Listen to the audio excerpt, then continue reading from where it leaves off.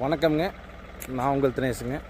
சூப்பரான பூமி ஒரு 2 ஏக்கர் சேல்ஸுக்கு வந்துருக்குதுங்க. திருப்பூர் தாராபுரம் பைபாஸ் ரோட்டுக்கு ஒரு 1.5 கிலோமீட்டர் நியரஸ்ட்டில் ஒரு 2 ஏக்கர் பஞ்சாயத்து தடபேஸ்லி பஞ்சாயத்து இடம் பாருங்க. உங்களுக்கு இன்னொரு ப்ளஸ் பாயிண்ட் என்னன்னா, இதை ஒட்டியே பிஏபி வாக்கியம் வந்துடுதுங்க.